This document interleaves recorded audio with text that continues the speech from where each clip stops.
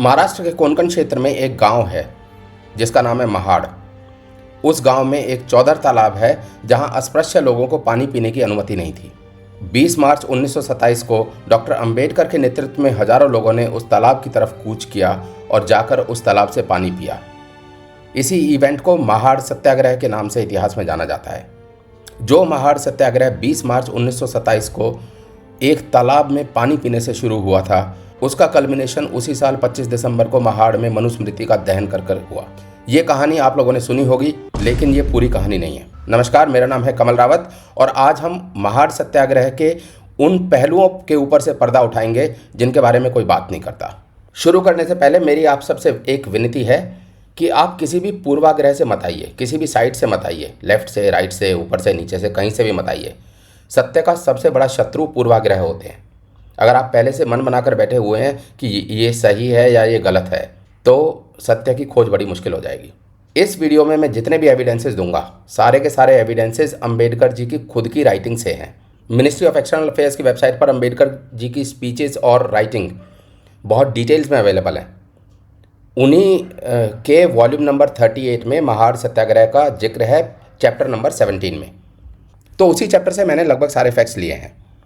शुरू करने से पहले कुछ बेसिक क्वेश्चंस के आंसर कर लेते हैं। पहला क्वेश्चन, क्या वहाँ पर जो भीड़ इकट्ठा हुई थी 25 दिसंबर 1927 को, उस भीड़ को पहले से पता था कि वहाँ पर मनुस्मृति को जलाया जाएगा? The answer is no. उनको नहीं पता था, क्योंकि अंबेडकर ने जो पैम्फलेट डिस्ट्रीब्यूट किए थे, उन पैम्फलेट्स में कहीं पर भी ये जिक्र नहीं था कि हम मनुस्मृति को जलाएंगे।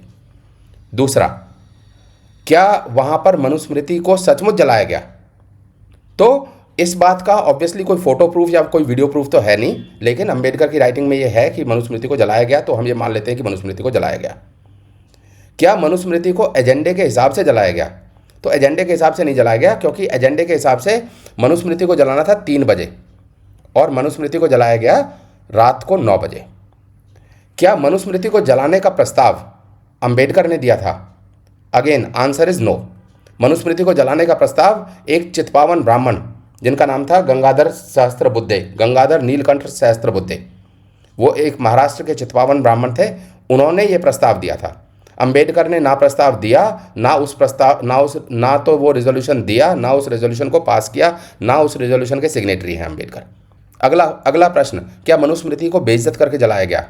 तो द आंसर इज नो, क्योंकि मनुस्मृति का दहन जिस जगह पे किया गया, वहाँ पर एक वेदी बनाई गई थी, एक हवन कुंड बनाया गया था।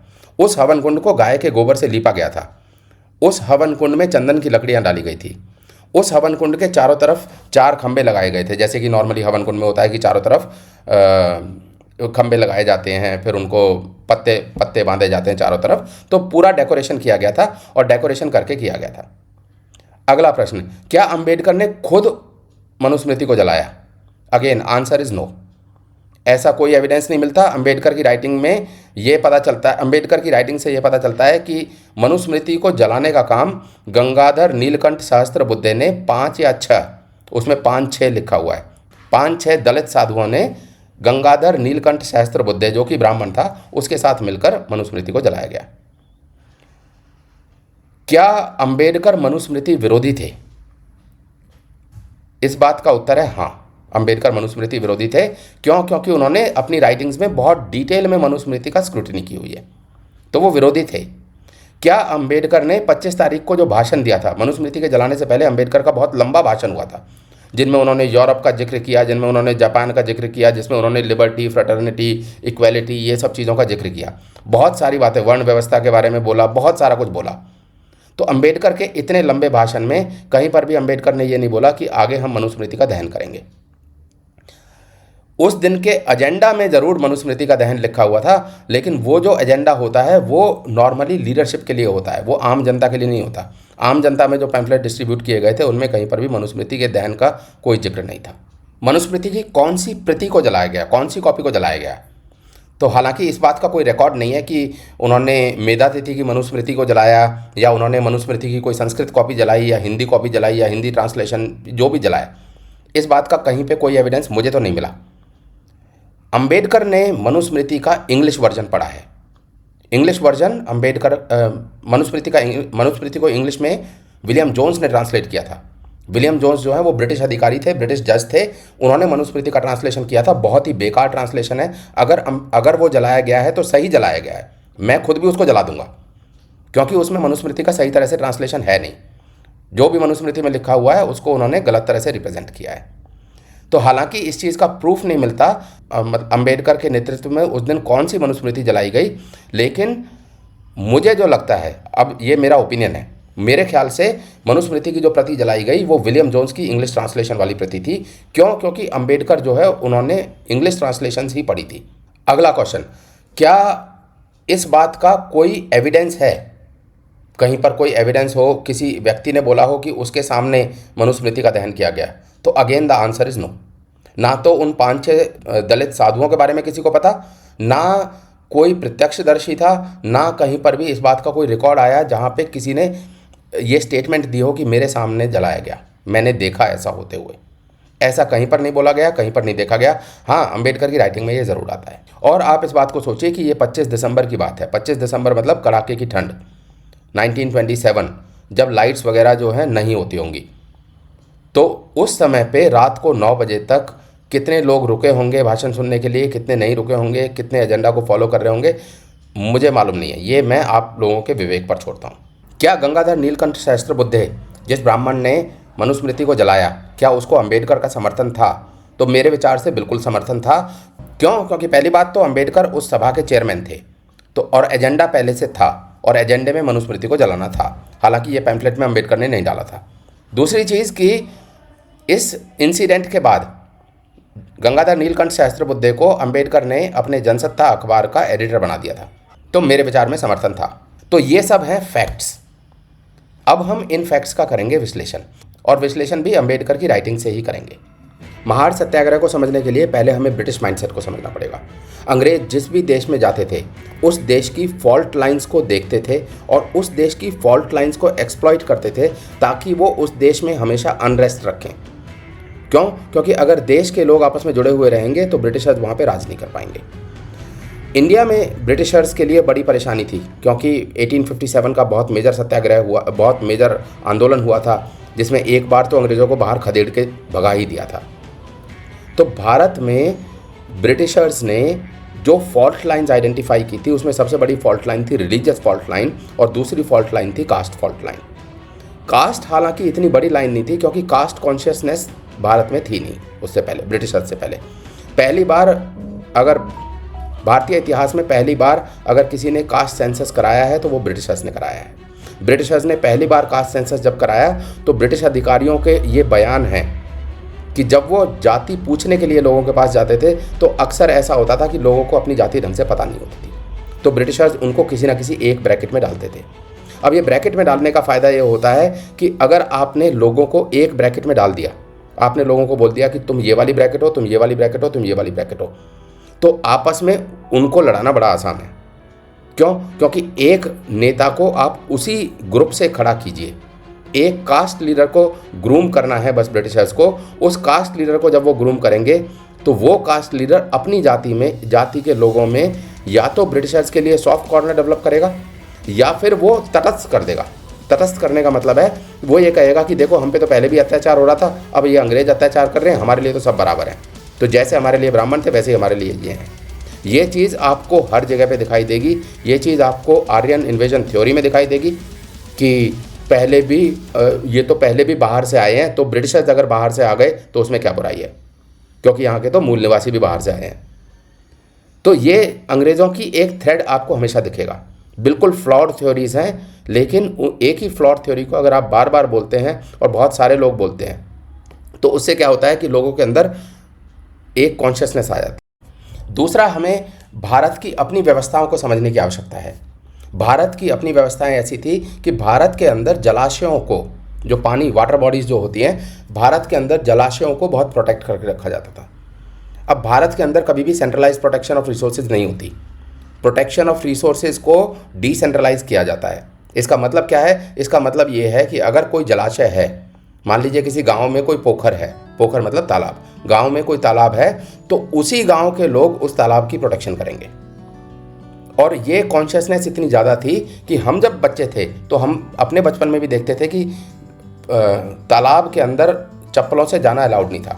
अभी थोड़े दिन पहले मैं गंगा जी में गया था और मेरा बेटा चप्पल पहन के गंगा जी के अंदर जा रहा था, तो वहाँ खड़ी हुई एक महिला ने उसे डांट दिया कि तुम्हें पता नहीं है गंगा जी हैं, गंगा जी की पूजा करते हैं, इसमें चप्पल पहन के नहीं जाते। ये कॉन्शियसनेस आज तक भी लोगों में है। तो भारत में जलाशयों को लेकर एक पूजा का भाव रहता है और मनुस्मृति ये कहती है, अब मैं मनुस्मृति को लेकर आता हूँ। मनुस्मृति जो है उसमें वाटर बॉडीज़ के प्रोटेक्शन, वाटर बॉडीज़ के कंटेमिनेशन, वाटर बॉडीज़ के ओनरशिप, इसके ऊपर बहुत सारे श्लोक हैं, बहुत सारे वर्सेस हैं। जैसे मनुस्मृति में कंटेमिनेशन के ऊपर बहुत सारे वर्सेस हैं, जहाँ पे वो ये कहती है कि आप वाटर बॉडीज़ के अंदर यूरिनेट नहीं कर सकते, वाटर बॉडीज़ के अंदर सलाइवा नहीं फेंक सकते, थूक नहीं फेंक सकते, वाटर बॉडीज़ को कंटेमिनेट नहीं कर सकते। इसी तरह से मनुस्मृति के अंदर ऐसे भी श्लोक हैं जहाँ पे वो ये कहती हैं कि अगर किसी की प्राइवेट वाटर बॉडी है, मान लीजिए मैंने अपने लिए कुआं खुदवाया है, तो अगर मैं कहीं से जा रहा हूँ और वहाँ पे मैंने कोई प्राइवेट वाटर बॉडी देखी है, तो उस प्राइवेट वाटर बॉडी से मुझे पानी नहीं पीना चाहिए। क्यों? पता नहीं, दूसरे की शुचिता पता नहीं कैसी है। हो सकता है कि मेरी वाटर बॉडी ऐसी है कि मैंने ये बोला हुआ है कि जब तक मैं सुबह की पूजा ना कर लूँ तब तक मैं इस वाटर बॉडी में से पानी नहीं निकालूंगा। तो सबकी वाटर बॉडी, सबके जो तालाब होते थे वो अपनी अपनी जाति के अलग से होते थे। ऐसा नहीं है कि महाड़ जाति के शूद्र जो है वो प्यासे मर रहे थे या अनटचेबल जो है वो प्यासे मर रहे थे। उनके अपने वाटर रिसोर्सेज थे, ब्राह्मणों के अपने वाटर रिसोर्सेज थे, सबके अपने वाटर रिसोर्सेज थे और हर एक के वाटर रिसोर्सेज के अपने खुद के रिचुअल्स थे। मान लीजिए मेरे घर में तालाब है और मैंने ये प्रण किया हुआ है कि सुबह जब मैं इनकी पूजा ना कर लूँ जब तक तालाब की, तब तक तालाब से कोई एक मटका भी पानी नहीं लेगा। अब ये जो तालाब है ये मेरा अपना तालाब है, ये मेरा व्यक्तिगत तालाब है। इसी को अगर आप एक्स्ट्रापोलेट करेंगे तो कम्युनिटीज़ के तालाब होते हैं। जैसे किसी गांव में एक ब्राह्मण कम्युनिटी का तालाब हो गया, या एक, अभी भी आप देखेंगे तो क्लब्स भी तो यही है। जिमखाना क्लब में कोई भी जा सकता है क्या? जिमखाना क्लब में केवल वही जा सकते हैं जहाँ पे जिनके पास जिमखाना क्लब की मेंबरशिप होती है। तो वो जो तालाब था, जो महाड़ का तालाब है, वो ब्राह्मणों का तालाब था। तो ब्रिटिशर्स ने इस फॉल्ट लाइन को देखा और ब्रिटिशर्स ने इस फॉल्ट लाइन को एक्सप्लॉइट किया। ब्रिटिशर्स ने क्या किया कि ब्रिटिशर्स ने सेलेक्टिवली वाटर बॉडीज़ को पब्लिक करना शुरू कर दिया। और जब वो वाटर बॉडीज़ को पब्लिक करते तो फिर वो वहाँ की जनता को पुश करते कि देखो ये पब्लिक वाटर बॉडी है, अब इस पर केवल इन ब्राह्मणों का अधिकार नहीं है, अब यहाँ पे कोई भी जाके पानी पी सकता है। लेकिन भारत के अंदर इतनी कॉन्शियसनेस थी, भारत के जनमानस के अंदर, कि ब्रिटिशर्स ने अगर तालाब को पब्लिक भी कर दिया है तो भी उस तालाब में ना तो क्षत्रिय जाएगा, ना शूद्र जाएगा, ना वैश्य जाएगा। अगर वो ब्राह्मण का तालाब है तो कोई उस तालाब में नहीं जाएगा। आपस में इतनी कम्युनिटीज़ के बीच में इतनी रिस्पेक्ट थी। अगर वो शूद्रों का तालाब है तो ना उसमें ब्राह्मण जाएगा, ना वैश्य जाएगा, ना शूद्र, ना क्षत्रिय जाएगा। अगर वो क्षत्रिय का तालाब है तो और कोई नहीं जाएगा, केवल क्षत्रिय जाएंगे। और क्षत्रिय भी मान लीजिए केवल हमारे क्लान, हमारा जो गोत्र है, अगर वो गोत्र का तालाब है तो दूसरे गोत्र वाले जो हैं वो नहीं जाते थे। इस तरह की म्यूचुअल रिस्पेक्ट हमेशा से रही है भारत में, और इस तरह के म्यूचुअल रिस्पेक्ट से ही ये देश चलता था। तो ब्रिटिशर्स के लिए ये बड़ा चैलेंज था कि वो किस तरह से आपस में फुटाव डलवाएं, आपस में वैमनस्य किस तरह से करवाएं, क्योंकि जब तक कोई टकराव नहीं होगा तब तक आपस में एक दूसरे के लिए म्यूचुअल रिस्पेक्ट बनी रहेगी। तो ब्रिटिशर्स ने इस तालाब को पब्लिक कर दिया, और तालाब को पब्लिक करने के बाद भी कोई भी शूद्र या अन्य कोई भी वहाँ पर जाकर पानी नहीं पीता था। अंबेडकर जी को यदि हम देखें तो अंबेडकर जी ने 1924 में एक बहिष्कृत हितकर्णी सभा बनाई थी। उस सभा का पर्पस था, बहिष्कृत हितकर्णी सभा एक ग्रुप बनाया था, एक ऑर्गेनाइजेशन बनाई थी, उसका पर्पस था to educate the depressed class. लेकिन 1926 में बॉम्बे के गवर्नर ने, बॉम्बे मतलब मुंबई नहीं, बॉम्बे मतलब बॉम्बे लेजिस्लेटिव असेंबली, तो बॉम्बे लेजिस्लेटिव काउंसिल का मेंबर बना दिया अंबेडकर को। अंबेडकर की यहाँ से पॉलिटिकल यात्रा शुरू हुई। अब पॉलिटिकल यात्रा, पॉलिटिक्स का स्वभाव आज भी वही है जो उस समय था। पॉलिटिक्स का स्वभाव हमेशा टकराव वाला रहा है। पॉलिटिक्स का स्वभाव हमेशा एक ग्रुप को नीचा करके दिखाने का रहा है कि तुम जो हो, तुम दबे हुए हो, तुम कुचले हुए हो, मैं तुम्हारा उद्धारक हूँ, तुम मेरे पीछे पीछे आ जाओ। 1926 में ब्रिटिशर्स ने अंबेडकर को आइडेंटिफाई किया और अंबेडकर को आइडेंटिफाई करके उनको मेंबर बना दिया। और 1926 में ब्रिटिश लेजिस्लेटिव काउंसिल का मेंबर बनने के बाद अंबेडकर ने सबसे पहला जो काम किया वो ये किया कि अंबेडकर ने आइडेंटिफाई किया कि कहाँ पर हम दलितों का एक सपोर्ट ले सकते हैं, दलितों का सपोर्ट ले सकते हैं। सबसे आसान उन्हें जो दिखा वो दिखा महाड़, क्योंकि वो उनका अपना लोकल एरिया था, वहाँ पे डिप्रेस्ड क्लास के लोग थे और महाड़ का जो तालाब था उसको पब्लिक कर दिया गया था ब्रिटिशर्स के द्वारा। तो 1926 में अंबेडकर ब्रिटिश लेजिस्लेटिव काउंसिल में आते हैं और 1927 के शुरुआत में, मार्च 1927 में उन्होंने महाड़ में ये सत्याग्रह शुरू किया।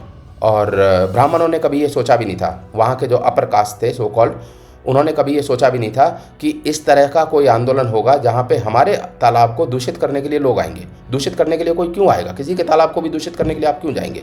ये ऐसे समझिए जैसे मैंने घर में मटका रखा हुआ है, तो मेरे घर के मटके को कोई भी दूषित करने के लिए क्यों आएगा? अगर मैंने रूल भी बना रखा है कि मेरे घर के मटके से केवल मैं पानी पीऊँगा, तो उसको दूषित करने के लिए भी भला कोई क्यों आएगा? लेकिन अम्बेडकर ने ये किया और अम्बेडकर ने ये पूरी गैदरिंग ऑर्गेनाइज़ की और गैदरिंग ऑर्गेनाइज़ करके वहाँ पे गए और वहाँ पे उन्होंने पानी पिया।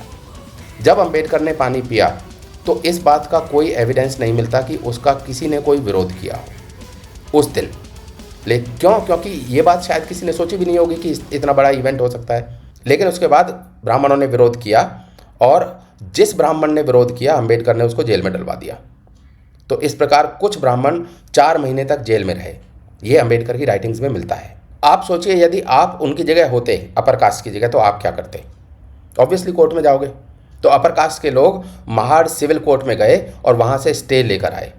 अम्बेडकर का प्लान था कि ये पानी पीने का इवेंट रोज़ किया जाएगा, बार बार किया जाएगा ताकि ये नॉर्मल हो जाए।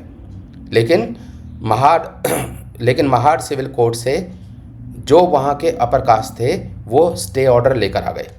अब अगर वो स्टे ऑर्डर लेकर आए हैं, इसका मतलब कोर्ट को, ब्रिटिश गवर्नमेंट थी वो, इसका मतलब ब्रिटिश गवर्नमेंट को कहीं ना कहीं पे उन्होंने ये सबूत दिए होंगे कि ये जो तालाब है ये हमारा प्राइवेट तालाब है, this cannot be a public तालाब। या फिर ऐसा हुआ होगा कि उसका बैकलैश बहुत स्ट्रांग रहा होगा, कि इतना स्ट्रांग बैकलैश कि ब्रिटिश गवर्नमेंट डर गई होगी। दोनों में से कोई भी कारण हो सकता है। ये कारण अम्बेडकर की राइटिंग में नहीं मिलता है। अम्बेडकर बहुत एडामेंट थे। अम्बेडकर इस बात पे एडामेंट थे कि नहीं, हमें तो वहाँ पे पानी पीने को नेचुरल करना है, नॉर्मल करना है, वहाँ पे सब लोग जाके पानी पिएंगे उस तालाब में। तो अम्बेडकर ने एक दूसरे सत्याग्रह की घोषणा कर दी। ये सत्याग्रह का अगर आप अम्बेडकर का भाषण सुनेंगे तो भाषण से आपको ये सत्याग्रह नहीं लगेगा, क्योंकि सत्याग्रह बहुत ही सॉफ्ट वर्ड है। तो 1927 में 25, 26 और 27 ये 3 दिन डिसाइड किए गए कि इन 3 दिनों में दोबारा से सत्याग्रह किया जाएगा। और तीनों दिन का अगर आप एजेंडा देखेंगे तो तीनों दिन के एजेंडा में ये है कि 25 तारीख को पहले हम जाके पानी पिएंगे, फिर हम आएंगे, फिर भाषण होगा, फिर जाके पानी पिएंगे, फिर हम आएंगे, फिर कुछ नाचने गाने का प्रोग्राम होगा, फिर हम जाके वहाँ पे पानी पिएंगे, फिर हम आएंगे, फिर खाना खाएंगे और फिर रात को फिर से जाके पानी पिएंगे और फिर हम आके सो जाएंगे। इसी तरह से 26 तारीख का ये एजेंडा है और इसी तरह से 27 तारीख का ये एजेंडा है। इस एजेंडे में अम्बेडकर का सपोर्ट कर रहे थे वहाँ के लोकल पॉलिटिकल पॉलिटिकल पार्टीज़ जिनके अपने एम्बिशंस होते हैं। उन्हीं लोकल पॉलिटिकल पार्टीज़ में से एक लोकल पार्टी थी सोशल सर्विस लीग। और सोशल सर्विस लीग जो थी उसके अपने पॉलिटिकल एम्बिशंस थे और गंगाधर नीलकंठ सहस्त्रबुद्धे उसी सोशल सर्विस लीग से आते थे। तो अम्बेडकर का महाड़ का जो मूवमेंट था ये पॉलिटिकल मूवमेंट था। अब आप एक चीज़ को और सोचिए, 25 दिसंबर को ये इवेंट होना था। 25 दिसंबर, 26 दिसंबर और 27 दिसंबर के एजेंडे में अम्बेडकर ने पानी पीने का डाल रखा था कि हम बार बार तालाब पे जाके पानी पिएंगे। कोर्ट के ऑर्डर्स ये थे कि आप वहाँ से जाके पानी नहीं पी सकते, लेकिन पुलिस एडमिनिस्ट्रेशन ने उन अम्बेडकर को पूरा सपोर्ट किया। अगर वहाँ की लोकल एडमिनिस्ट्रेशन, पुलिस एडमिनिस्ट्रेशन चाहती तो वो इस इवेंट को कैंसिल कर सकती थी धारा 144 लगाकर। लेकिन ब्रिटिशर्स जो हैं, जैसा मैंने पहले बताया कि ब्रिटिशर्स हमेशा फॉल्ट लाइन देखते हैं और ब्रिटिशर्स इस चीज़ को एनकरेज करते हैं कि आपस में थोड़ा झगड़ा हो, करते थे कि आपस में झगड़ा हो, आज भी यही करते हैं वैसे। तो 25 दिसंबर को ये सब लोग वहाँ पर इकट्ठा हुए। अम्बेडकर 24 दिसंबर को महाड़ में आ चुके थे। अब 24 दिसंबर को वो नदी पार करके जब महाड़ में आए और नदी पार करने से लेकर और महाड़ तक जब वो पैदल लास्ट के पैदल यात्रा कर रहे थे, तो अगर आप वहाँ पे भाषण देखेंगे तो वहाँ पे भगवानों की जय जयकार करते हुए ये दलित लोग जा रहे थे। हर हर महादेव के नारे लगाते हुए दलित लोग जा रहे थे। कार्यक्रम के शुरुआत में बच्चों ने ईश्वर की वंदना की है। ये आज के उन दलितों के मुंह पर तमाचा है जो अपने आप को अम्बेडकरवादी बोलते हैं और शिवजी भगवान को गाली देते हैं, या फिर ये अम्बेडकर की अपनी नीतियों के ऊपर तमाचा है। तो जो भी है, मैं तो केवल फैक्ट्स आपके सामने रख रहा हूँ। कि 25 दिसंबर को जब महाड़ के सत्याग्रह के लिए अंबेडकर जा रहे थे तो उनके साथ जो दलित लोग जा रहे थे वो नारा जो लगा रहे थे वो हर हर महादेव का नारा लगा रहे थे। वहाँ पे पहुँचने के बाद जो नारे लगाए गए वो जीजाबाई के नारे लगाए गए। अब जीजाबाई तो दलित नहीं है। ये नारों को बताने का मेरा पर्पस केवल इतना है कि हम उस समय के पॉलिटिकल क्लास नहीं, अंबेडकर तो पॉलिटिकल क्लास से आते हैं, हम उस समय के लोकल दलित जो लोग थे उनके माइंडसेट को समझ सकें। और शायद इसीलिए अंबेडकर ने ये बात अपने पैम्फलेट में नहीं डाली कि हम मनुस्मृति का दहन करेंगे। क्यों? क्योंकि यदि वो पैम्फलेट में डालते तो हो सकता है कि उसी दलित कम्युनिटी का सपोर्ट उनको नहीं मिलता। और बाद में यही हुआ। बाद में अगर आप देखें तो पूना पैक्ट में अंबेडकर को घुटनों पे आना पड़ा और अंबेडकर गांधी के सामने झुकना पड़ा। वो इसलिए झुकना पड़ा क्योंकि दलितों का सपोर्ट गांधी की तरफ चला गया। दलितों का सपोर्ट गांधी की तरफ इसलिए गया क्योंकि गांधी दलितों को हिंदुइज्म में जोड़ कर रखना चाहते थे और अंबेडकर सेपरेट इलेक्टोरेट की बात कर रहे थे।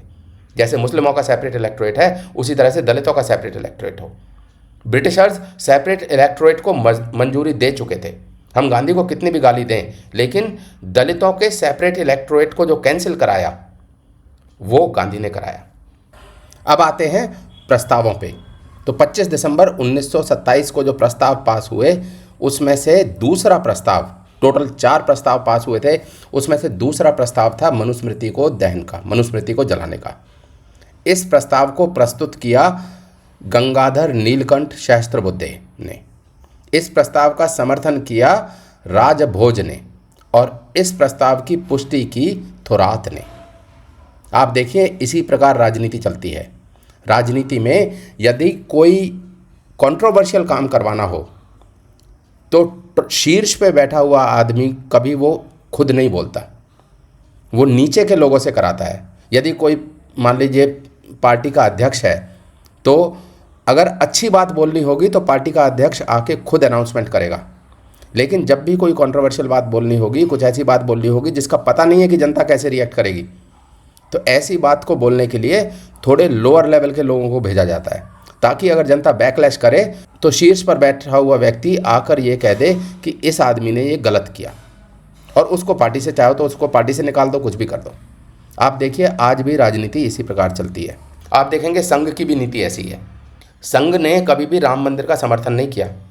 जब बाबरी मस्जिद का विध्वंस हुआ था तो मस्जिद को बचाने वालों में आगे का जो फर्स्ट डिफेंस था मस्जिद का, वो चड्डी पहने हुए संघ के लोग खड़े हुए थे और आज ये राम मंदिर का क्रेडिट लेते हैं।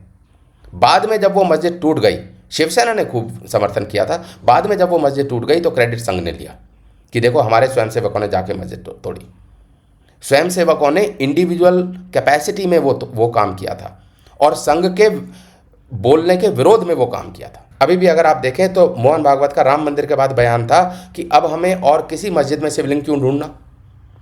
लेकिन अगर शिवलिंग मिल गया, अगर मान लो ज्ञानवापी जो है वो हिंदू लड़कर ले लें, तो सबसे पहले क्रेडिट लेने के लिए यही बीजेपी और संघ आएगी।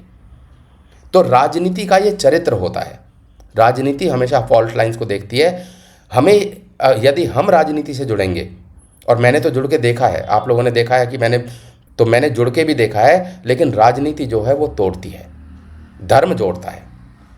तो गांव में रहने वाले मेरे सभी भाइयों से मेरा हाथ जोड़ के अनुरोध है कि गांव को जोड़ के रखो, अपने परिवार को जोड़ के रखो, अपने मित्रों को जोड़ के रखो, चाहे वो कोई भी हैं, चाहे वो दलित है, शूद्र है, वैश्य है, ब्राह्मण है, सबको जोड़ के रखो। क्योंकि ये जो जुड़ाव है ये नेचुरल है हमारा। धर्म हमें जोड़ता है और पॉलिटिक्स हमें तोड़ने की कोशिश करेगी। तो यदि आप पॉलिटिकल लाइंस को फॉलो करोगे तो आप हमेशा टूटोगे। गांव में लोग जो हैं वो एमपी के चुनाव में लड़ मरते हैं कि मैं बीजेपी को समर्थन कर रहा हूं, तू कांग्रेस को समर्थन कर रहा है, आज से हमारा रोटी पानी बंद, दोनों आपस में रोटी नहीं खाएंगे एक दूसरे के घर। उन पे कुछ फर्क नहीं पड़ रहा। जिस कांग्रेसी का आप विरोध कर रहे होंगे वही कांग्रेसी बीजेपी में आ जाएगा और बीजेपी की वॉशिंग मशीन जो है वो उसी को माला पहना के और मोदी उसको देशभक्त घोषित कर देंगे। और यही आईटी सेल जो है वो आपको गाली देने लगेगी और कहेगी कि नहीं देखो ये पक्का देशभक्त है। ये नृपेंद्र मिश्र के साथ क्या हुआ? उसी ने गोली चलवाई थी ना कार सेवकों के ऊपर। आज वही राम मंदिर का सर्वा बने बैठा है, राम मंदिर ट्रस्ट का। उसको पीएमओ में जगह मिल गई, जब तक भाजपा सत्ता में नहीं आई थी तब तक उसी नृपेंद्र मिश्र को मीडिया में इस तरह से प्रोजेक्ट किया जाता था जैसे आरएसएस उसको सीआईए का एजेंट मानती है। और सत्ता में आने के बाद पहले प्रधानमंत्री ने उसको प्रिंसिपल सेक्रेटरी बनाया पीएमओ में, और फिर राम मंदिर का सर्वे सर्वा उसको बना दिया, राम मंदिर ट्रस्ट का। जो मनुस्मृति को जलाते हैं, क्या उनको बीजेपी टिकट नहीं देती? दिल्ली की विधानसभा में टिकट नहीं दिया? तो राजनीति हमेशा तोड़ती है और धर्म हमेशा जोड़ता है। धर्म को पकड़ के रखिए, ये समाज तभी जुड़ा रह सकता है। राजनेताओं के पीछे चलना हमें बंद करना पड़ेगा। तो ये था आज का वीडियो महाड़ सत्याग्रह के ऊपर। ये मुहिम जारी रहेगी, ये वीडियो सीरीज़ जारी रहेगी। कम से कम 1 महीने तो मैं ये वीडियो सीरीज़ चलाऊंगा। ना मैं अंबेडकर की बुराई कर रहा हूँ, ना मैं अंबेडकर की तारीफ़ कर रहा हूँ। मैं यथार्थ पिक्चर को प्रेजेंट कर रहा हूँ। बहुत बहुत धन्यवाद।